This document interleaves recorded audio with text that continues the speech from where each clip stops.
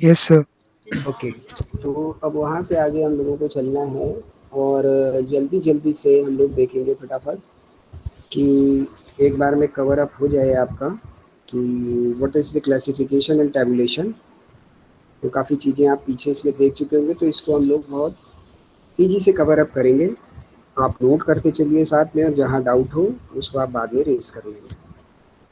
जब आपको पता चल गया डेटा को लाते हैं, रखते हैं, फिर उसके बाद उसके सैंपल बनते हैं और ये सारा काम, तब अब उसको क्लासिफ़ाई करना पड़ेगा। तो जब उसका क्लासिफ़िकेशन करोगे, टैबुलेशन करोगे, now you are presenting your data in the form of the figures and in the tables to work upon it regarding the statistical operations।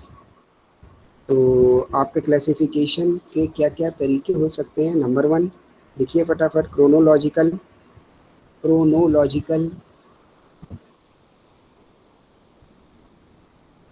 Chronological classification. Second, geographical. Third, qualitative.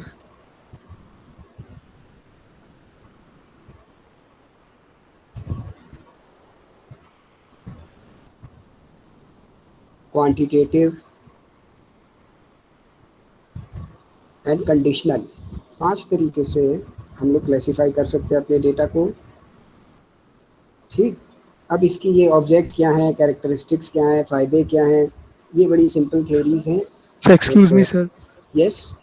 Sir अभी cluster analysis नहीं हुआ है। Cluster नहीं discuss हुआ आपके साथ? No sir, sir factor analysis हो गया। ओके, तो चलो अभी ये वाला नोट करो, फिर इसके बाद अभी क्लास में हम इसको क्लस्टर को भी ले लेते हैं, ठीक है। अब ये टॉपिक आगे बढ़ गया है तो इसको हम लोग पहले कवर अप कर लेते हैं।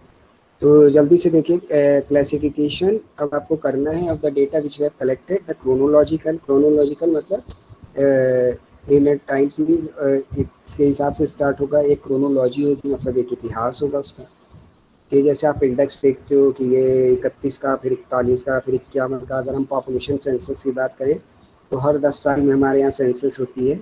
तो हर 10 साल के बाद का डेटा अगर ईयर वाइज हमारे पास है, 31 में कभी, 41 में, 51, 61, तो दिस इज़ द क्रोनोलॉजी। तो ये क्रोनोलॉजिकल फॉर्म में क्लासिफिकेशन ऑफ द डेटा है। इसके बाद अगर हम लोग बढ़ जाते हैं तो ज्योग्राफिकल। तो ज्योग्राफिकल में एरिया वाइज, कि अगर अब किसी पॉपुलेशन को हम लोग इस डेटा में बांटें कि किस किस एरिया में कितने रह रहे हैं, then it is the geographical classification of the data we have collected. उसके बाद है आपका क्वालिटेटिव।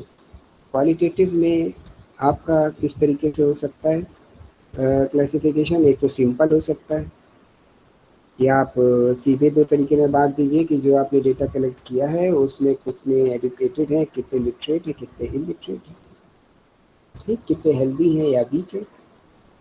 मैनीफोल्ड हो सकता है इसी का क्वालिटेटिव में। दूसरा मैनीफोल्ड में क्या हो सकता है, अब आप इसको अर्बन और रूरल में बाँट लीजिए, फिर उसमें लिटरेट, इलिटरेट बाँट लीजिए, फिर लिटरेट में और अनलिटरेट में फर्दर क्लासिफाई कर दीजिए कि how and them are the married और अनमैरिड। तो इस तरीके से इसके कहने का क्या हो गया, मैनीफोल्ड क्लासिफिकेशन। क्लियर? फिर कंडीशनल हो सकता है कि कोई कंडीशन आप लगा दीजिए कि इस बेसिस पर हम कर रहे हैं, that is the conditional. Income basis, financial status, religion basis, these are the conditions which you have applied on the data. कई तरीके की हो सकती हैं। फिर क्वांटिटेटिव, अब नंबर्स की बात आ रही है कि नंबर के हिसाब से आप कैसे बांट सकते हैं। तो एक तो डिस्क्रीट के हिसाब से और दूसरा कंटिन्यूअस वेरिएबल के हिसाब से। नोट करते जाइएगा, सिर्फ नोट करने भर की बात है ये। डिस्क्रीट भी आपने देखे हुए हैं और कंटिन्यूअस वेरिएबल्स भी देखे हुए हैं। डिस्क्रीट में आपको कैसे करना है कि जो ये मान लीजिए नंबर 1 है, ये कितनी फैमिलीज़ में नंबर ऑफ़ चिल्ड्रंस अगर हम एक बना लेते हैं बेसिस, और नंबर ऑफ़ फैमिलीज़ तो 0 चिल्ड्रन वाली मान लो 10-12 फैमिली हो जाती हैं, 1 चिल्ड्रन वाली कुछ 20-25 फैमिली हो जाती हैं हमारे डेटा सेट में। ऐसा अगर हम कर रहे हैं then it is the discrete variable, discrete basis classification, ठीक है। ये किसके हेड में आएगा, quantitative. Now the qualitative. Qualitative तो हो गया है, तो डिस्क्रीट हो गया ये। अब डिस्क्रीट के बाद आपका कौन सा होना है, कंटिन्यूअस। कंटिन्यूअस मतलब अब आपके लिए कौन सा हो जाएगा, सीरीज जो लगातार चल रही है, कंटिन्यूस सीरीज, तो सीरीज बेस आप बनाएंगे, जैसे 0 से 5, 5 से 10, 10 से 15, ये जो सीरीज में हम बनाते हैं then it is the continuous interval. और उस सीरीज में 0 से 5 तक कितना लोग आए, कितना हमारा डेटा उस सीरीज को रिप्रेजेंट किया, that is the frequency under it. ठीक, यहाँ तक की हमारी आपकी बात हो रही है। अब ये फ्रीक्वेंसीज बन रही हैं, तो टेबुलेशन फॉर्म में आप देखते हो टैली मार्किंग होती है कि 4 लाइन सीधी सीधी काटनी है, तिरछी काटनी, that is the tallies, tallies भी लिख सकते हैं, बना सकते हैं। ठीक है, तो कंटिन्यूस वेरिएबल, डिस्क्रीट वेरिएबल, और ये जो आपकी सीरीज होती है, तो सीरीज में अगर हम 0 से 5 जा रहे हैं तो ये क्लास लिमिट हो गई, क्लास लिमिट ऑफ 5।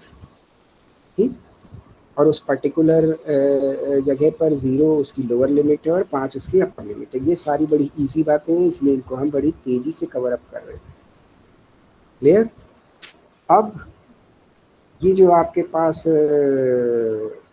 वो आया कि इसका मिड पॉइंट क्या हो, तो mid point the lower value of any class interval plus the highest value of the class interval upon 2, that is the mid point.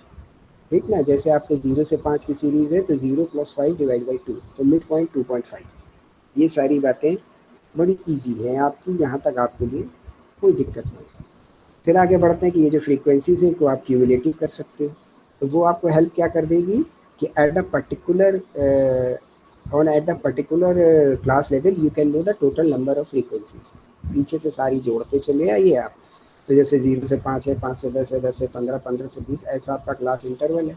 और आप चाहते हो 10 से 15 का बीच का पता चल जाए, तो 0 से 5 वाली फ्रीक्वेंसी में फिर आगे वाली ऐड करिए, 10 से 15 तक की सारी ऐड कर दीजिए, तो cumulative value of the frequency at the time interval of 10:15 ये आपको मिल जाएगी। ठीक, तो यहाँ तक हमारी आपकी बात कैसी हो गई क्यूमुलेटिव फ्रीक्वेंसी की। अब ये जो क्लास इंटरवल बनाते हैं इसमें एक्सक्लूसिव मेथड है और इंक्लूसिव मेथड। एक्सक्लूसिव मेथड वो है कि जो हमारी अपर लिमिट है, ये जो अपर लिमिट ऑफ क्लास है इंटरवल, ये अगले लिमिट में जाती है फर्स्ट ग्रुप, जैसे 5 से 10, 10 से 20। तो अब आप ये देख रहे हो कि जो 5 है ये 0 से 5 में भी है और ये फिर 5 से 10 में भी है, और जो 10 है वो 5 से 10 में भी है, फिर 10 से 15 में भी है। तो this is called the exclusive method. ठीक, एक्सक्लूसिव मेथड, ये एक्सक्लूसिव मेथड है। ये क्या बोल रहा है आपसे कि जो ये अपर लिमिट है ये बाद वाले में कवर अप होगी, मतलब 5 से 10 में 0 से 5 में 5 कवर हो जाएगा, लेकिन जब हम 5 से 10 में जाएंगे तो फिर 5 कवर नहीं होगा। नाउ द इंक्लूसिव बोलती कि उतने ही आप लीजिए जितने पे आप काम कर रहे हैं। तो अब अगर हमको ये बनाना है तो हम बनाएंगे 10 से 4, 0 से 4, 5 से 9, समझ रहे हैं ना आप, जो अपर लिमिट है फिर उसको हम छोड़ते जाएंगे for the next interval, that is called the inclusive series. ये हम 5 का क्लास इंटरवल लेके चल रहे हैं, 10 का भी हो सकता है, 15 का भी हो सकता है। तो हमारी तब हो जाएगी एक्सक्लूसिव क्या 0 to 10, 10 to 20, इंक्लूसिव क्या हो जाएगी 0 to 9, 10 to 19। तो जो हमारी अपर लिमिट है ऑफ एनी क्लास इंटरवल वो इससे हट जाएगी। ठीक है ना, मतलब क्या बोलता है वो कि उतने ही क्लास इंटरवल में आप वैल्यू दिखाओ जितने की फ्रीक्वेंसी नोट कर रहे हो। क्योंकि जब हमारी एक्सक्लूसिव सीरीज क्रिएट होती है तो जो अपर लिमिट होती है किसी क्लास इंटरवल की वो तो इंक्लूड हो जाती है, अगले वाले में वो इंक्लूड नहीं होती है। ठीक, यहाँ तक की बात ही हो गई आपकी हमारी, क्योंकि आप जल्दी से टैबुलेशन, फिर इसका आप टैबुलेशन कर दोगे, और टैबुलेशन भी सिंपल हो सकता है, डबल हो सकता है, ट्रिपल हो सकता है, मैनीफोल्ड हो सकता है। ठीक है ना, सिंपल हो सकता है, एक ही तरीके का टैबुलेशन है कि जो टेबल है आपकी उसके आगे आपका वो लिखा हो कि किस चीज़ की वैल्यू है, और कैप्शन में आपने लिख दिया हो उसका नाम और उन वैल्यूज़ को। ठीक, अब इसको आप फर्दर कर दो आप, तो ये ड्यूओ हो सकता है कि 2 बार में बांट दीजिए इसको आप। यहाँ पर जो अब आप मान लीजिए आपके पास जो कैप्शन में पॉपुलेशन आ रही, तो पॉपुलेशन को मेल फीमेल में बांट दीजिए, that is the DO population. ठीक है, ट्रिपल में अब आप इसको फर्दर और बढ़ा सकते हो। ठीक है ना, male female and the childrens का एक बना दीजिए। मैनीफोल्ड टेबुलेशन में अब आपके लिए क्या चीज़ें बढ़ जाएंगी कि टेबल बनाने में फिर आप उनको और डिफरेंशिएट कर दो between the married and married, literate और इलिटरेट। इस तरीके से ये आपके टेबल्स और के क्लासिफिकेशन की बात हमने आपसे कर ली। अब अगली बात जो आपके साथ करनी है मुझको, ये भी शॉर्ट में करनी है क्योंकि मुझे पता है आप में से ढेर सारे लोग इन सारी बातों को पीछे की क्लासेस में पढ़ के आए हो, पर एक बार आपको याद दिलाना है। ठीक, न्यूमेरिकल में हम आपके साथ बात करेंगे तो वो आपके लिए बहुत ज़्यादा हेल्पफुल हो जाएगा। नाउ अगला स्टेप आपके लिए क्या है, क्योंकि थ्योरी में पूछा जा सकता है, आ सकता है, that is the diagrammatic and the graphic representation. कि ये जो डेटा आपका आया, अब इसको आप डायग्राम फॉर्म में या ग्राफ फॉर्म में रिप्रेजेंट करो। This is the next step. तो अब जब आप इसमें रिप्रेजेंट करने जाते हो तो ये कितने तरीके से हो सकता है बेटा, फटाफट से आप नोट करते चलिए, आपके नोट साथ बनते जाएंगे, अलग से किसी पीडीएफ की ज़रूरत नहीं पड़ेगी। मेरे पास एक क्वेरी आ रही थी, have you provide me any type of PDF. तो आपको जितनी भी क्लासेस हैं, मैं चैनल बता देता हूँ आपको, IBM ऑर्गेनाइजेशनल बिहेवियर, इस चैनल को आप सब्सक्राइब कर लीजिए। उसकी प्लेलिस्ट पे आप जाएं और उसकी प्लेलिस्ट पर आप ये स्टैटिस्टिकल मेथड्स डालिए तो आपको सारे वीडियोस मिल जाएंगे। ठीक, आज मैं सबको पब्लिक कर दूंगा जितने भी तक हमारी आपके साथ क्लास हो चुकी हैं। ठीक है ना, तो शाम को आप ये काम करके देख सकते हैं। तो जितनी भी क्लासेस हुई हैं इनके सबके वीडियोस आपको प्रोवाइड हो जाएंगे। नंबर 1, इसमें जो जो डिस्कस हुआ है उसमें कई जगह पे मैंने बहुत कुछ आपको नोट कराया है, तो जिसका जो भी छूटा है वो वहाँ से उसको कवर अप कर सकता है। क्लियर? बुक जो आपको सजेस्टेड रीडिंग्स की बुक दी गई उनमें से कोई भी बुक आप परचेज कर सकते हैं और बाकी कंटेंट आप सब जगह से सर्च कर सकते हैं। न्यूमेरिकल की जहाँ बात आएगी वो हम आपको उसके पिक्चर्स प्रोवाइड कराएंगे और उसको अपने साथ साथ आपसे कराएंगे जहाँ पर आगे उसकी बात आएगी, तो कोई दिक्कत नहीं आने वाली है।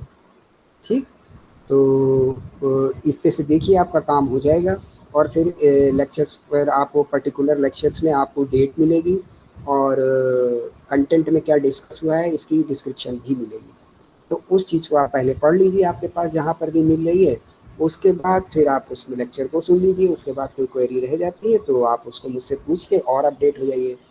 ठीक है ना, तो कोई दिक्कत नहीं आपको आने वाली है। ठीक, तो इससे बहुत बेहतर तैयारी होगी। खाली पीडीएफ ले लेने से उतनी अच्छी बेटा तैयारी नहीं होगी, मेरा मानना नहीं है। इसको आप करके देखो, फिर दिक्कत आती है तो मुझे बताओ। ठीक है बेटा Ritika? Yes Yes, sir. Okay. तो now the kinds of the diagram की बात हो रही है, बड़ी शॉर्ट में मुझे आपके साथ करनी है। नंबर 1 वन डायमेंशनल, नोट करते चलिए साथ में। सेकेंड 2 डायमेंशनल, तीसरा 3 डायमेंशनल, फोर्थ पिक्चोग्राम्स और the pictures, third maps, fifth maps. ये 5 तरीके के डायग्रामेटिक प्रेजेंटेशन आपके हो सकते हैं। 1 dimensional, 2 dimensional, 3 dimensional, 1 dimensional, 2 dimensional, 3 dimensional, pictograms means the pictures, then the maps। इतने तरीके से आपके डायग्रामेटिक प्रेजेंटेशन हो सकते हैं। तो 1 डायमेंशनल्स में क्या क्या चीज़ें आएंगी जल्दी से देखिए। कर्व्स, लिखते जाइए, आपके तो पूरे नोट्स तैयार हो जाएंगे ना इसी में। Curves, simple lines and the bars. Curve आप समझ रहे हैं कि आप प्लॉटिंग कर दीजिए एक्स वाई पर, जैसे ईयर के अगेंस्ट में पॉपुलेशन है तो उसकी आप प्लॉटिंग करिए तो एक कर्व केवल बन जाए, जैसी भी बने। ठीक, तो ये कर्व आपके लिए क्या हो गई, 1 डायमेंशनल, एक ही डायमेंशन आपको दे रही है वो। ठीक है। सेकंड आपके क्या हो सकता है, सिंपल लाइंस, लाइन के फॉर्म में आप क्रिएट कर दीजिए। तीसरे बार्स कि आप नीचे से उसको मिला दीजिए, बार बन जाएगा। ठीक, ये वन डायमेंशनल। टू डायमेंशनल में क्या हो सकता है आपके लिए? Square, rectangle, circle and the angular diagrams. और ये सब कैसे बनेंगे आपके? By the plotting the values you have on the graph paper, इसी से तो बनेंगे। That is the two dimensional.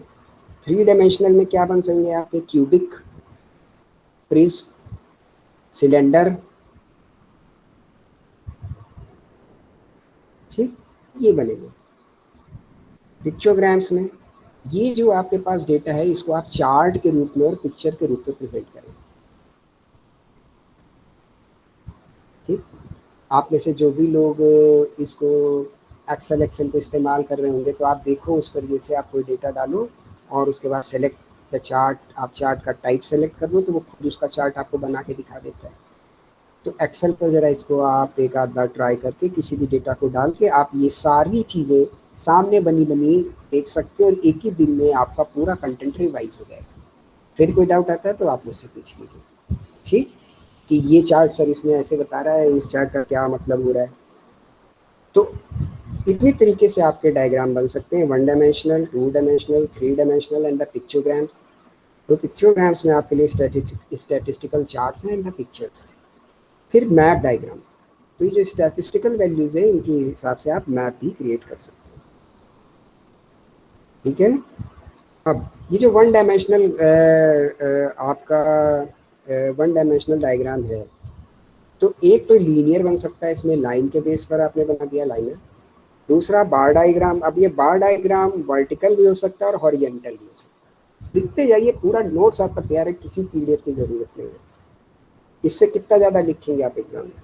Bar diagram में दो बातें हो जाएंगी, एक वर्टिकल बना सकते हो आप उसको और दूसरा हॉरिजेंटल भी बना सकते हो, दो तरीके हो गए। फिर डीओ डायरेक्शनल बना सकते हो, दो दिशाओं में बना सकते हो, माइनस वैल्यू भी लेते चलो प्लस वैल्यू भी, सब डिवाइडेड बना सकते हो, उनमें कुछ एरियाज के हिसाब से बना सकते हो। परसेंटेज बार डायग्राम बना सकते हो कि आप उसमें परसेंटेज डिसाइड कर दो कि ये मेरा पूरा डायग्राम गया यहाँ से इस परसेंटेज तक, इस ईयर में इस परसेंटेज तक। मिक्स्ड डायग्राम बना सकते हो कि इसमें 2 बार आ जाए, 3 बार आ जाए, मल्टी बार आ जाए, यानी एक ही उसमें अगर आपने कई सारी वैल्यूज ले ली, यानी एक एरिया एक साल में या किसी एरिया में एक पॉपुलेशन भी उसमें मेल फीमेल चिल्ड्रन तीनों ले लिए, तीनों का अलग अलग एक ही जगह पर प्रेजेंटेशन कर दिया तो क्या हो गया? ये मल्टी बार डायग्राम हो गया। दो का कर दिया तो क्या हो गया? ये 2 बार डायग्राम हो गया। इस तरीके के डायग्राम भी बन सकते हैं। पिरामिड बन सकता है, ठीक। डिविएशन बार डायग्राम बन सकते हैं कि अब आप अपनी वैल्यूज में एक वो ढूंढ लीजिए कि ये मेरा मीन है, उससे हटती हुई चीज़ों को प्लॉट करिए, तो that is the deviation bar diagram बन सकता है, ठीक। तो कई तरीके से वन डायमेंशनल डायग्राम आपकी बन सकते हैं, ठीक। जितना भी डिस्कस हुआ इस पर कोई डाउट आ रहा है जल्दी से बताइए मुझे प्लीज बेटा, कोई डाउट?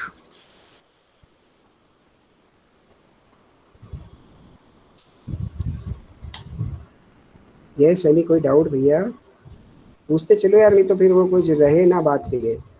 No, okay. तो पिरामिड फॉर्म वाला डायग्राम आपको समझ आ गया ना कि नीचे से बड़ा, फिर उसके बाद जो अगली चीज़ आ रही है वो उससे छोटी, फिर उससे छोटी। तो हमारे लिए बीच में क्या आ जाएगा? वो वैल्यू जिसके बेस पर हम डेटा को रख रहे हैं। जैसे मान लीजिए हम एज के बेस पे रखते हैं कि 20 तक, फिर 40 तक, फिर 60 तक, फिर 80 तक, फिर 100 तक, ठीक। तो 20 तक की जो पॉपुलेशन है, यानी जो 20 साल की एज के हिसाब से मेल्स हैं या फीमेल्स हैं, तो उसमें 80 साल वाले भी शामिल होंगे, 20 साल वाले भी शामिल होंगे, सारे होंगे। तो ये लंबा एरिया कवर अप करेगा। फिर उससे छोटा, तो ये एक पिरामिड का रूप बन जाएगा। तो इसको क्या बोलते हैं? Pyramid type of bar diagram. तो ऐसे कई तरीके के प्रेजेंटेशन मेथड्स हैं, ठीक। फिर फर्दर आपके लिए डिविएशन भी मैंने आपको बता दिया, और एरिया बेस्ड डायग्राम्स। अब ग्राफ्स की ज़रूरत,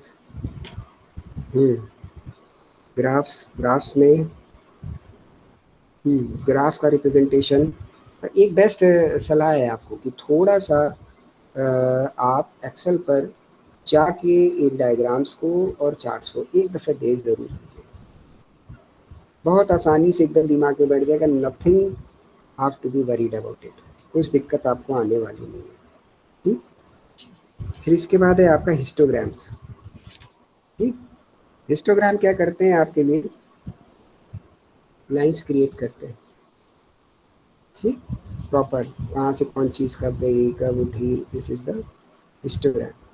किसी का टेम्परेचर मेज़र किया जा रहा है तो किस समय तक, पैसा, फिर कितना, फिर कितना, फिर कितना, this is the type of histogram. ये हिस्टोग्राम्स है, जिसमें 2 वेरिएबल्स भी लेके हम चल सकते हैं। ठीक, फिर इसमें अगला डायग्राम बनता है आपके लिए इंडेक्स। इंडेक्स, तो इंडेक्स के केस में भी आपके पास क्या होगा, कई तरीके की चीज़ों का इंडेक्स आपका बन सकता है, फूड का, रॉ मटेरियल का, कमोडिटीज़ का, in the case of manufacturing. तो जहाँ पर भी आपके इंडेक्स बन रहे हैं तो उनकी प्लॉटिंग आप करते चले जाइए, तो इंडेक्स का डायग्राम बन जाएगा। ठीक है, फिर अगली चीज़ है आपके लिए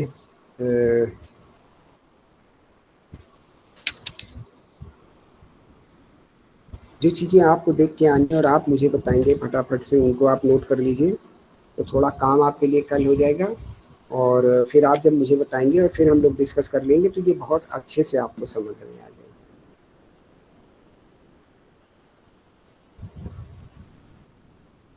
देखिए स्पेलिंग इसकी, SILHOUE,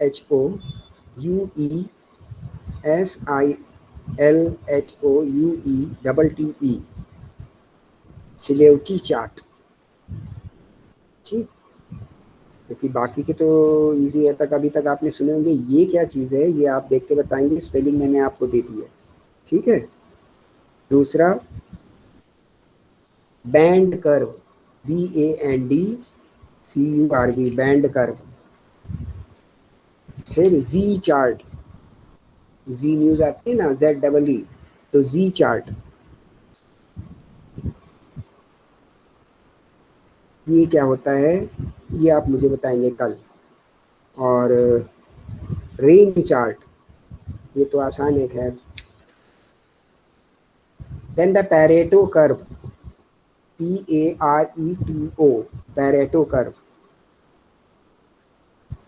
जो आपको मुझे कल बताने हैं। ठीक, और फ्रीक्वेंसी पॉलीगन, फ्रीक्वेंसी पॉलीगन,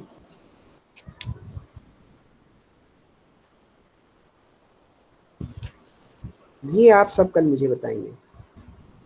कोई डाउट है इसमें? अब जब फ्रीक्वेंसी पॉलीगन आप कल आप पढ़ेंगे, आज पढ़ेंगे ना, तब कल आप डिस्कस कर पाएंगे मेरे साथ।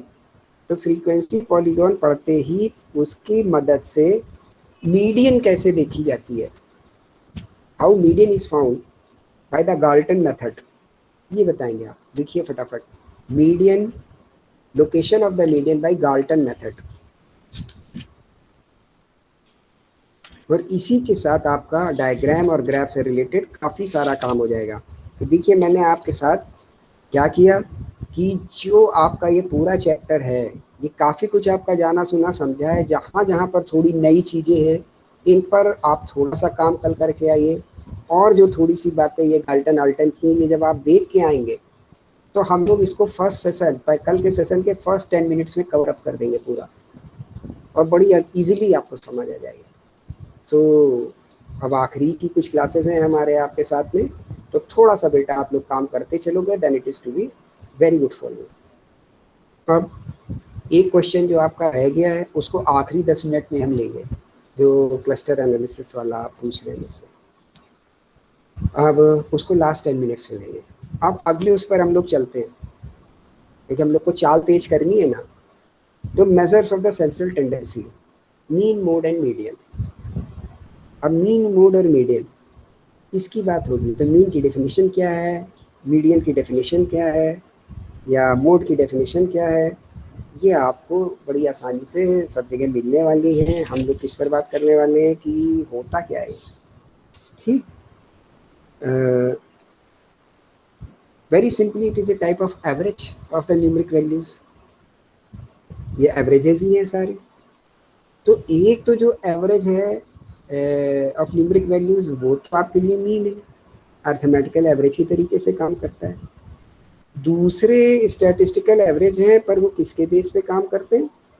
On the basis of the position, कि वो हैं कहाँ पर, समझ रहे हैं ना। एक तो वैल्यूज के हिसाब से, कि जैसे 1 से 10 तक कोई वैल्यू दी हुई है, हम यही मान लेते हैं कि 1 से 10 तक 1 से 10 ही लिखा हुआ है, 10 तक कोई वैल्यूज नहीं दी हुई है, यही लिखा हुआ है 1 2 3 4 5 6 7 8 9 10।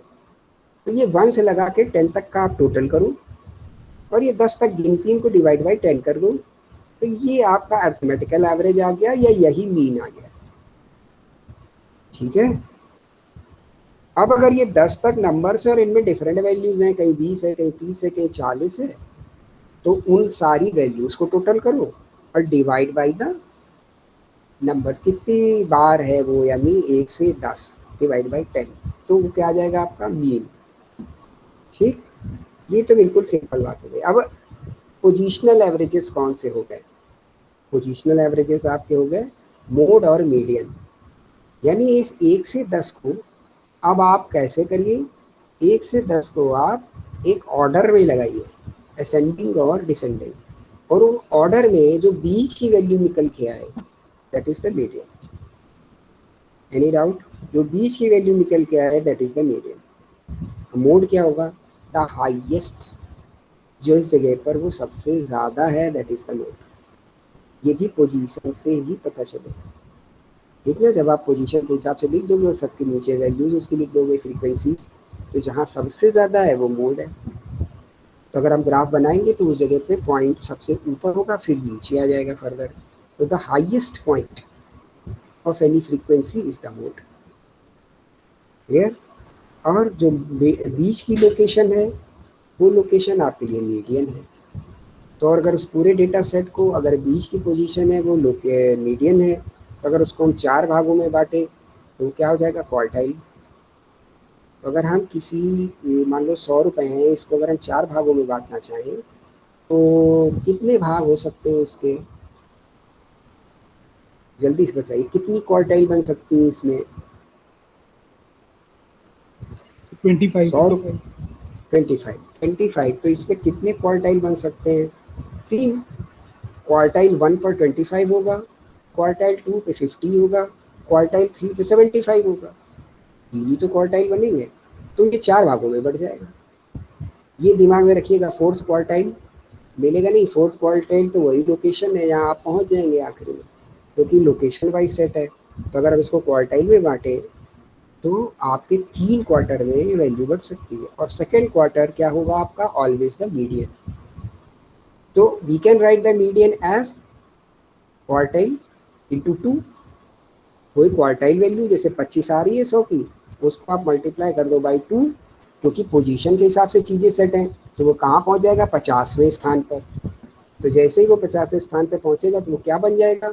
मीडियन। मिड वैल्यू नहीं, मीडियन। ठीक, तो मीडियन हो गया आपका। तो ये पोजिशनल एवरेजेस अब ये कहाँ पर यूज़ हो रहे हैं, कैसा कैसा काम है? परसेंटाइल में, डेसिमाइल में, लोकेशंस में, ये सारी चीज़ें आपके लिए काम करती हैं। क्लियर? अब इनके फार्मूलाज पर और आगे फर्दर बात करेंगे हम लोग। अभी ये मैं केवल आपको आउटले बनाता चला जा रहा हूँ दिमाग में। दूसरे एवरेजेस कौन से हैं? क्योंकि एवरेजेस पर आपको याद हो कि जब हम लोग की स्टैट्स की क्लास हुई थी पहले दिन की, जिसमें खूब सारी डेफिनेशंस की बात हुई थी, तो उसमें कोई डेफिनेशन ये भी आई थी कि stats is the science of averages. ठीक, तो एक एवरेजेस तो पोजिशनल हो गया जो मैंने आपके साथ डिस्कस की, दूसरे मैथमेटिकल है। मैथमेटिकल में एक डिस्कस हुआ आपके साथ arithmetic average, that is the mean. और कौन से हो सकते हैं? ज्योमेट्रिक एवरेज, ज्योमेट्रिक मीन, फिर harmonic mean and quadratic mean. इतने तरीके के मीन हो सकते हैं। मीन मतलब औसत वैल्यू। फिर बिजनेस एवरेज भी हो सकते हैं, वो एवरेजेस जो बिजनेस में इस्तेमाल होते हैं, जैसे मूविंग एवरेजेस। मूविंग एवरेजेस लिखते जाइए, भूलिएगा नहीं कतई। Moving averages, progressive averages and the composite averages. कुछ इस तरीके के एवरेजेस आपके कहाँ इस्तेमाल होते हैं? बिजनेस में। तो हल्का सा आइडिया दे रहे हैं हम आपको। मूविंग एवरेजेस का मतलब क्या हुआ कि साल दर साल हम क्या करें कि पीछे के किसी वैल्यू को हटा के फिर उसका एवरेज ले लें और आगे उसको फोरकास्ट करें कि ये बिजनेस में आगे सेल हो सकती है। जैसे मेरे पास पीछे 5 साल का डेटा है, तो हम ये कहें कि पीछे के 5 साल का एवरेज हम ले, पीछे 3 साल का एवरेज लेके 4 साल की सेल को हम उसके अकॉर्डिंग प्रिडिक्ट कर सकते हैं। तो आप 3 साल का एवरेज ले लो और आगे आने वाली साल को आप प्रिडिक्ट कर लो सेल को। अब वो आगे का साल आ गया तो आप नए 3 साल हो गए, उससे पीछे वाले 1 साल को छोड़ दो तो यू आर मूविंग। तो हम कोई 5 साल का क्राइटेरिया बना सकता है, कोई 3 साल का क्राइटेरिया बना सकता है, पर इस मेथड को क्या बोलेंगे? Moving averages. ठीक, ऐसे ही प्रोग्रेसिव एवरेजेस के आगे की ओर बढ़ते हुए चले जा रहे हैं। कंपोजिट के सारे फैक्टर्स को ले लिया हमने। ये एक मूविंग एवरेज का फैक्टर हो सकता है कोई फ्लक्चुएशन हो तो उसको भी आप कैटर कर लो। ठीक है ना? कोई कंटिजेंसीज के कारण सेल में या रेवेन्यू में कुछ कमी या आ रही हो या बढ़ सकता हो, ठीक, तो इसके कारण कुछ हो रहा है तो कंपोजिट हो जाएगा, सबका इफेक्ट ले लें हम। ठीक, कंपोजिट मतलब कई सारी चीज़ों का इफेक्ट ले लेना। एक तो आपका नॉर्मल है मूविंग, फिर हम फ्लक्चुएशन भी ले लें due to the seasonal effect, या due to the income effect, due to the any other effect. इनको भी हम साथ में लेते चले जा रहे हैं, उसी एवरेज में जोड़ते चले जा रहे हैं, उससे मिल के निकालना है, then it is the composite. समझ आता जा रहा है? तो इस तरीके से आपके लिए स्टैट्स का जो डेटा है वो फर्दर यूज होता है by the way of averages. Averages में अर्थमेटिकल एवरेजेस, एवरेजेस में आपके averages by the position and the business averages. और ये सारे के सारे कहाँ पर है? Measure of the central tendency. अब ये सेंट्रल टेंडेंसी क्या बना है? सेंट्रल टेंडेंसी मतलब नॉर्मल डिस्ट्रीब्यूशन कि एक सामान्य तरीके की गतिविधि आपके डेटा में पाई जाए। ठीक, आपका डेटा यस नो टेंडेंसी का ना हो। यस नो टेंडेंसी का अगर डेटा होता है आपका तो उसको क्या बोला जाता है? वो आपके लिए मेजर ऑफ सेंट्रल टेंडेंसी का हिस्सा नहीं बनेगा। मेजर ऑफ सेंट्रल टेंडेंसी में बेसिकली जो बीच में आने वाली वैल्यूज हैं, और ये सबसे अच्छा किसमें काम करती हैं? होंगी तो उसमें भी, पर सबसे अच्छा किसमें काम करेंगी? सबसे अच्छा नॉर्मल डिस्ट्रीब्यूशन में काम। क्लियर? पाइसल डिस्ट्रीब्यूशन में ये इतना अच्छा काम नहीं करेगी। डिकोथोरस डिस्ट्रीब्यूशन में इतना अच्छा काम नहीं करेगी। ठीक, तो इतनी सारी बातें हमारी आपके साथ हो गई हैं। और अब कल के लिए मैंने कुछ आपको काम दे दिया है, वो आप देख के आएंगे। उसके बाद में ये जो वैल्यूज आपके साथ डिस्कस हो गई हैं, mean, arithmetic mean, geometric mean, harmonic mean, median, mode, ठीक, इन सब के फार्मूलाज भी देख के आएंगे, क्योंकि आगे फिर ज़्यादा समय हम लोगों को इस पर बर्बाद ना करना पड़े और बड़ी तेज़ी से हम लोग सीख लें और 1 से 2 सेशन में ये सारा एरिया कवर हो जाए। क्लियर? अब जो बात आपके साथ छूट रही थी उसको कवर अप कर लेते हैं। बात आपके साथ छूट रही थी, जल्दी से बताइए मुझे क्या था वो? Cluster analysis. तो बेटा अब ये जो काम आप कर रहे हो, टेबुलेशन और ये फर्दर, ये भी एक प्रकार का एनालिसिस ही है। स्केलिंग भी एक लो लेवल ऑफ एनालिसिस ही है। आप किन्हीं डेटास को किसी बेसिस पे क्लासिफाई कर रहे हो, बांट रहे हो, it is a type of analysis. But at the point of such scaling you are not using any arithmetical formulas। आप कुछ इस्तेमाल नहीं कर रहे हो उन वैल्यूज को, इसलिए उनको हम बोल देते हैं स्केलिंग। स्केल क्या करता है? कोई फार्मूला लगाता है? कुछ नहीं, उसने स्केल ने रखा भाई ये 6 इंच से कम इधर करो, 6 इंच से ज़्यादा उधर करो, सिंपल कुछ बेसिस पे आपने बांट दिया।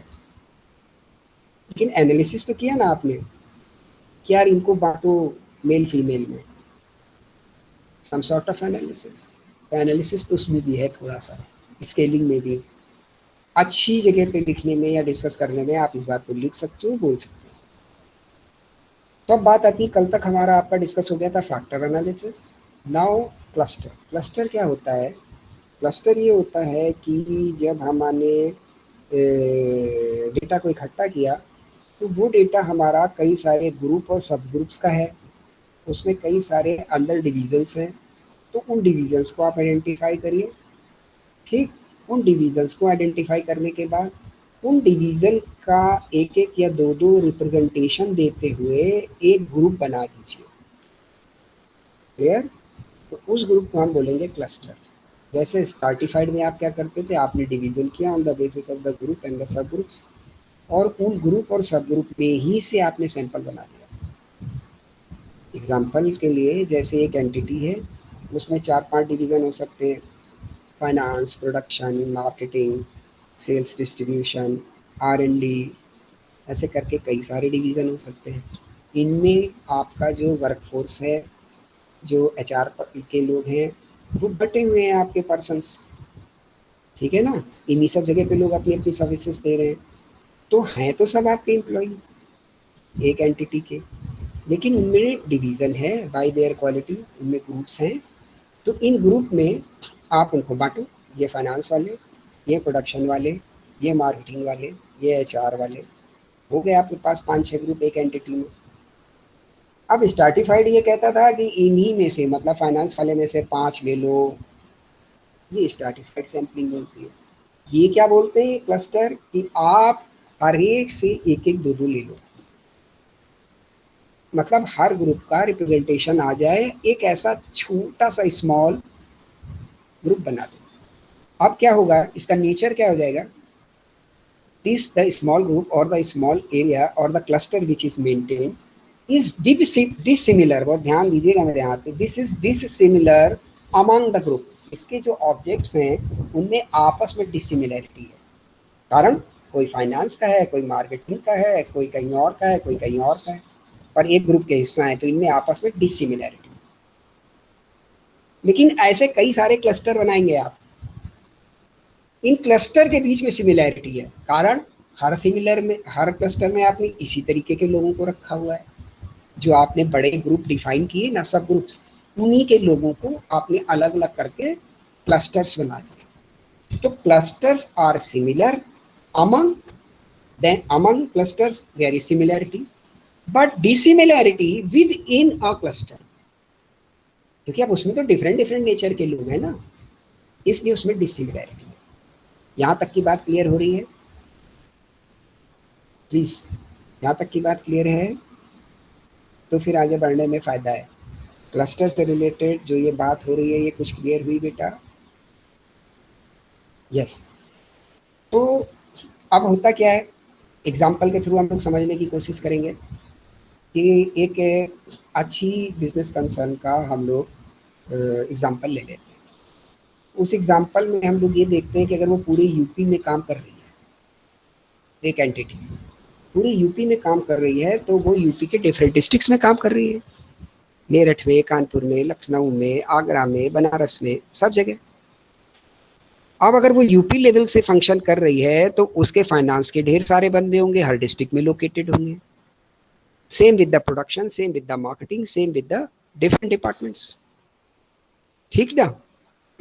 अब अगर हमने क्लस्टर बनाए तो हमारे क्लस्टर कैसे बनने चाहिए, Kanpur cluster, Lucknow cluster, Agra cluster, Banaras cluster. इससे क्या होगा कि कानपुर क्लस्टर में अगर हमने सेल्स का, मार्केटिंग का, प्रोडक्शन का, फाइनेंस का, HR का, हर एक का एक एक आदमी रख के, अच्छा, जिससे सारी इंफॉर्मेशन फैच हो सकती, एक क्लस्टर बना दिया। ऐसा ही क्लस्टर लखनऊ में बना है, इसी तरीके का क्लस्टर बनारस में बना है, इसी तरीके का क्लस्टर मेरठ में बना है। तो अगर हम किसी भी एक क्लस्टर पर काम करें, वहां के डेटा को अच्छे से एनालाइज करें, तो हम ये बोल सकते हैं कि सिमिलर टाइप ऑफ रिजल्ट्स और सिमिलर टाइप ऑफ वर्किंग और results may be produced by the different clusters because there is similarity between the clusters. यही तो था, क्योंकि क्लस्टर आपस में समान है। समान क्यों है? क्योंकि निकले तो कॉमन ग्रुप से ही है ना। फाइनेंस वालों को जिन रूल्स पर, जिन स्टैंडर्ड प्रोसीडिंग ऑपरेटर्स पर, प्रोसीजर पर, जिन कंपनी की गाइडलाइंस पर काम करना है, कानपुर वालों को उन्हीं, वैसे ही आगरा वालों को, वैसे ही बनारस वालों को, क्योंकि कंपनी की तो जो गाइडलाइंस और रूल्स रेगुलेशंस हैं वो तो सारे एम्प्लॉयज के लिए एक जैसी है ना, हर एरिया के, एरिया वाइज तो उसमें डिस्क्रिमिनेशन नहीं है कि कानपुर वाले के लिए ऐसा काम करने का तरीका है तो लखनऊ वाले के लिए ऐसा है, ऐसा तो होता नहीं, वो तो सारे एक जैसे होंगे। समझ आती जा रही है बात? बड़े लेवल पर भी ग्रुप में कॉमनलिटी है और क्लस्टर लेवल पर भी आपस में सिमिलैरिटी है। डिसिमिलैरिटी तो अंदर थी, अंदर की डिसिमिलैरिटी को अगर हम एनालिसिस कर ले तो हम ये कह सकते हैं कि ऐसा ही कुछ रिजल्ट, अगर इतना इनपुट ऑफ रिसोर्सेस है इस क्लस्टर पर तो ये इतना आउटपुट दे रहा है इन द कंक्लूजन, तो सिमिलरली मोर और लेस इसी की नियर अबाउट इस तरीके के इनपुट पर लखनऊ भी दे रहा होगा तो बनारस भी दे रहा होगा। तो आप इस स्टडी को क्या कर रहे हो, शॉर्ट कर लिया आपने, आपका टाइम एफर्ट मनी रिड्यूस हो गया for the purpose of the research work और for the purpose of the statistical outputs, आपने अपने काम को कम कर लिया। बात समझ आती जा रही है क्लस्टर बनाने की, क्यों बनाए जाते हैं ये, कैसे इन पे काम किया जाता है, इसके पीछे ये फिलॉसफी काम करती है। Now you have get what is the cluster, कुछ समझ आया आपको? यस बेटा, कुछ समझ आया? Yes sir. अब ये तो एक बात हो गई आपके साथ क्लस्टर की, क्योंकि अब एनालिसिस की बात कर रहे हैं तो एनालिसिस में थ्योरी में एक दो चीजें और हैं जिनके और हम आपके साथ डिस्कस कर देते हैं। तो कभी भी अगर एनालिसिस से रिलेटेड कोई बड़ा थ्योरी का क्वेश्चन आ जाए तो आप इनको अपनी तरफ से डाल भी दीजिएगा, भले आपको कहीं किसी कंटेंट में किसी जगह दिखे या ना दिखे। फर्दर एक एनालिसिस आपके लिए और है, वो है कॉन्जॉइंट एनालिसिस। देखिए CONJOINT, स्केलिंग नहीं है, ये एनालिसिस है, क्योंकि अब हम लोग किस ओर बढ़ रहे हैं, एनालिसिस ऑफ डेटा। तो एनालिसिस ऑफ डेटा के लिए तो ये सारी बातें जो हैं वो तो हो ही रही हैं आपसे, मीन और ये सब। Further conjoint analysis, conjoint analysis क्या करता है आपके लिए? कॉन्जॉइंट एनालिसिस आपका जो आपने डेटा कलेक्ट किया उसमें डायमेंशनल स्टडी करता है, डायमेंशनल अप्रोच से उसको इकट्ठा करता है और डायमेंशनल हिसाब से काम करता है। यानी एक जो आंसर किसी का आ रहा है उसके साथ जुड़ी हुई को ज्वाइंट कितनी सारी चीजें हैं या हो सकती हैं। जैसे जैसे आप एक एग्जांपल ले लीजिए कि मान लीजिए एक कंपनी है और उसके पास में कोई 1,000 रुपए की कोई वो चीज़ आपको प्रोवाइड करा रही है, कोई भी उसका एक ऐसा प्रोडक्ट है, उस प्रोडक्ट के साथ 3 से 4 ऐसी फीचर जुड़े हुए हैं जो कि ये माने जाते हैं which are compulsory with the product, इसके बगैर तो वो प्रोडक्ट का एग्जिस्टेंस नहीं है, वो काम ही नहीं कर पाएगा। साथ ही साथ 3 से 5 तक ऐसे फीचर हैं जो कि सपोर्टिव हैं, जो कि केवल उस प्रोडक्ट की परफॉर्मिंग को या फील को क्या कराते हैं, इन्हांस कराते हैं, सपोर्टिव फंक्शंस हैं बाकी फीचर। अब आप इस पर डेटा इकट्ठा कर लो कि ये जो मैं 8 या 10 फीचर आपको दे रहा हूँ, तो ये जो 8-10 फीचर हैं इसमें से पहले तो आप ये बताइए कि कौन कितने ऐसे हैं कि which are compulsory to be there and which are supportive. आप कंपनी मान के चल रही कि ये कंपलसरी है और ये सपोर्टिव है। अब आप कस्टमर से कलेक्ट कर लो कि कौन से कंपलसरी हैं, कौन से क्या है, सपोर्टिव है। एक लेवल का एनालिसिस। दूसरे लेवल का एनालिसिस, क्या आप बोलो कि 1,000 ही रुपए हैं भाई, इससे ज़्यादा आप खर्च नहीं कर रहे हैं, तो इस 1,000 की रेंज में अब ये जो सपोर्टिव फीचर्स हैं हमारे प्रोडक्ट के, ये ए से लगा के एफ तक हैं, तो अब आप इनकी रेटिंग कर दीजिए। क्या आपको ए पहले चाहिए, ए होना ही चाहिए, बी होना ही चाहिए? अगर मैं 1-2 हटाना चाहूँ तो आपके हिसाब से किसको हटा दूँ? ऐसा डेटा कलेक्ट कर लीजिए कि मान लीजिए मैं 1 हटाना चाहता हूँ, ठीक, ABCDEF 6 है मेरे, 6 है, 6 में से मैं 4 रखना चाहता हूँ, तो कौन से 2 हटा दूँ? और इनकी भी रेटिंग कर दीजिए कि ए कौन, तो बी कौन, तो सी कौन, तो डी कौन, तो ई कौन, तो एफ। एक तरीका ये है। दूसरा तरीका क्या है, हाँ ए आप चाहते हैं तो इसके बदले में आप किसको चाहते हो, किसको हटा दिया जाए, एफ को? ई एफ को हटाया जाए, कि अगर आप बी चाहते हो तो इसके अगेंस्ट में आप किसको किसको सेक्रीफाइस कर सकते हो। आप लेवल ऑफ स्टडी समझ रहे हैं ना, कि अगर ए को एंट्री आप दे रहे हो एज फीचर, तो उसके अगेंस्ट में किसको सेक्रीफाइस कर सकते हो आप, बी को कि सी को, कि पहले बी को फिर सी को, कि बी सी डी को। Are you getting? तो इस तरीके की जब आप डेटा कलेक्ट करते हो, दैट इज द कॉन्जॉइंट। ये आपके प्रोडक्ट में सिर्फ ये नहीं पूछ रहा है पसंद है कि ना पसंद है, ये अब इंटेंसिफाई स्टडी कर रहा है, द डायमेंशनल, कई तरीके के डायमेंशन पे जाके काम कर रहा है। क्लियर? कि अब ये भी आपको बता देगा कि हो सकता कंपनी सोच रही हो कि ये सारे जो हमारे 3-4 हैं ये बड़े कंपलसरी हैं, इनके बारे प्रोडक्ट रन नहीं कर सकता। हो सकता कस्टमर ये बोल दे कि नहीं, इसमें से तो ये 3 ही ठीक है भाई, ये चौथा भी मुझे सपोर्टिव समझ आ रहा है, आप चाहो तो इसको हटा दो। समझ आती जा रही टुडे द जरूरत क्यों पड़ती है इस स्टैट्स की और इन सारी चीज़ों की और रिसर्च की। अब हमारा आपका या किसी का भी बिजनेस में मार्केटिंग में 2 स्ट्रेटजी चलती हैं, एक पुश स्ट्रेटजी और एक पुल। पुश ये बोलती है कि कैसे भी करके सामान को कस्टमर की ओर आप पुश करिए, ठेल दीजिए। अब आप किसी दुकान पे जाइए, बोले यार इसमें 20% डिस्काउंट है, ऐसा करो ये 3 खरीद रहे हो तो एक फ्री मिल रहा है। What is all this? They are pushing the product towards you. अब आपसे वो नहीं पूछना चाह रहे हैं इसकी क्वालिटी कैसी है, ये पसंद कितना आ रहा है नहीं आ रहा है, 3 खरीद रहे हो एक फ्री दे रहे हैं। पुश कर रहे हैं आपको किस कैसे अट्रैक्ट कर रहे हैं, by any coupon, by any lucky draw, by any discount, ठीक, बाय एनी फ्री अटैचमेंट। ये सब क्या है, पुश स्ट्रेटजी के हिस्से है। ठीक। पुल क्या होता है, वो आपकी डिजायर को, आपकी जो अंदर की चीजें उनको कलेक्ट करके कि आप क्या चाहते हो, तो आप क्या चाहते हो के हिसाब से अगर हम अपनी सेल को और डिमांड को डिफाइन करने जा रहे हैं, then what strategy is applying, pull strategy. ये मार्केटिंग से रिलेटेड बात मैं बता रहा हूँ, लेकिन बताना इसलिए जरूरी है कि इन सब का कनेक्ट जब क्रिएट हो जाएगा तब आपको अच्छे से समझ आ जाएगा।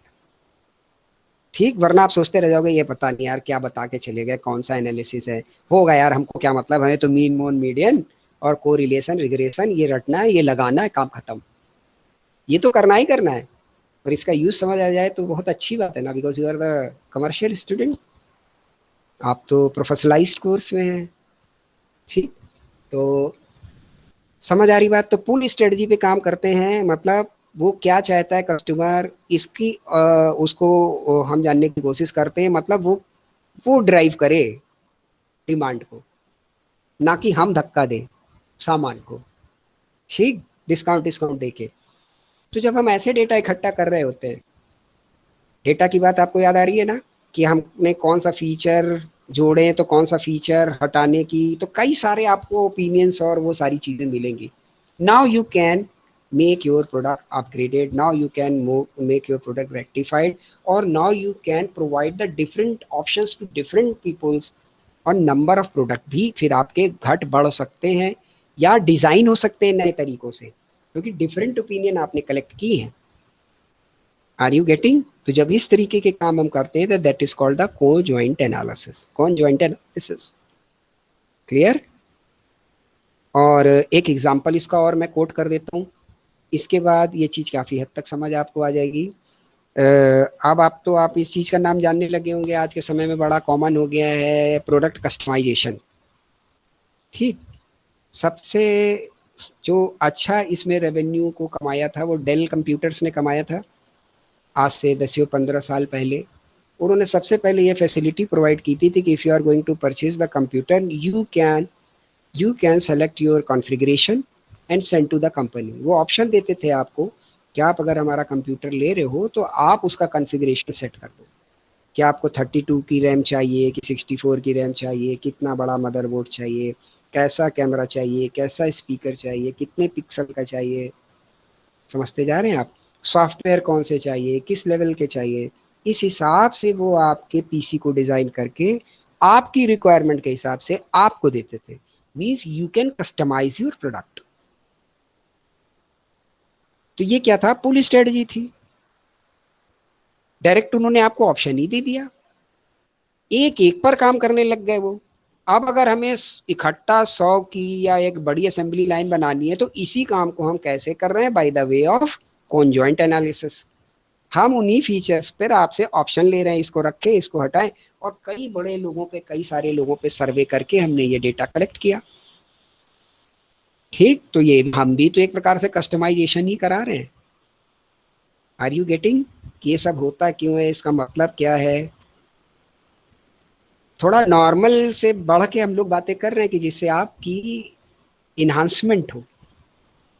ठीक है, यस। अभी तक जो डिस्कस हुआ इस पे कोई डाउट बेटा आ रहा है?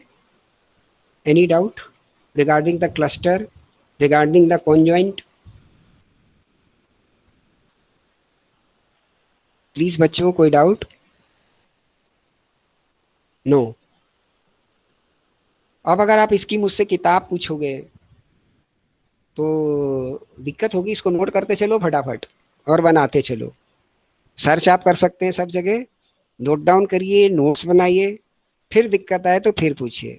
और बुक आपके लिए जो सजेस्टेड है आपके पास होगा, आपका वो कोर्स कंटेंट सिलेबस, उसमें जो बुक सजेस्टेड है उसमें से कोई भी ले लीजिए, मुझे कोई इशू नहीं है। ठीक, तो अब आपके लिए कल का ढेर सारा काम हो गया है कि कुछ मैंने आपको बार और चार्ट बनाए वो देख के आने, और ये जो एवरेजेस डिस्कस हुए इनको देख के आना है कि क्या होते हैं, इनके फार्मूलाज क्या हैं, और फिर इस पर कल हम लोग ढेर सारा डिस्कशन करेंगे और कोशिश करेंगे कि इनको जितनी जल्दी कवर अप कर सके हम लोग इसको कवर अप करें। और आने वाली इस वीक की 2 क्लास में इससे रिलेटेड आपके ये मीन, मोड, मीडियन और सब तरीके के मीन, और इससे रिलेटेड फर्दर रेंज और डिविएशन, ये सब काफ़ी हद तक आपके कवर अप हो जाएं। तो फिर नेक्स्ट के उसमें हम लोग फर्दर दूसरी चीज़ों की ओर आगे बढ़ पाएँ। और आप समझ चुके हैं, आप पढ़ के आइएगा, क्योंकि इसके बाद फिर हम लोगों का मेथड क्या होगा, फिर मैं इसके यूजेस भी आपके साथ डिस्कस करूंगा कि कहाँ किसका यूज होता है, उस पर ज़्यादा फोकस रहेगा। तो बाकी चीज़ें आपको अच्छे से पढ़ के आनी है बेटा। ठीक है, अब जल्दी से जो आज का सेशन हुआ है इसको जहाँ भी आपने नोट डाउन किया है इससे रिलेटेड आप फटाफट से उसको रिवाइज कर लीजिए और देख लीजिए कि कोई भी चीज़ आपको अगर पूछने में समझ आ रही है तो उसको आप पूछ सकते हैं। Please go through the session, if there is any query तो उसको फटाक से पूछिए।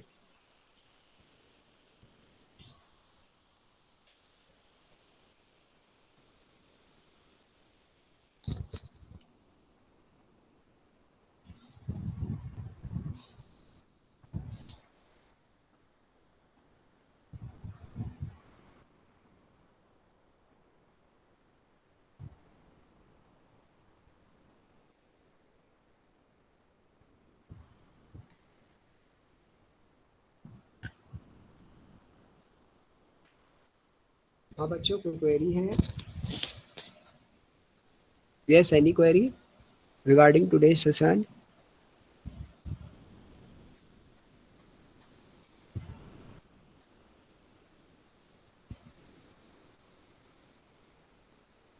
यस बेटा, any of you have any query regarding today session?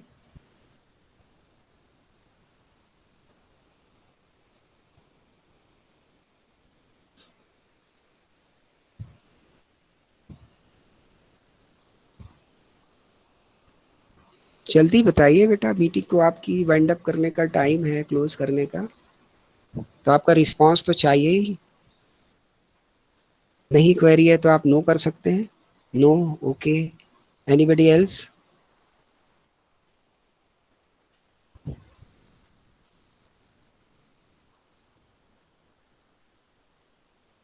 चलिए, तो जो काम आपको बोला गया है उसको आप लोग अच्छे से देख के आइए, फिर कल मुलाकात होती है और कल जो चीज़ें आज बोली हैं वो डिस्कस हो जाएंगी, और इसी तरीके से हम लोग आगे बढ़ते रहेंगे।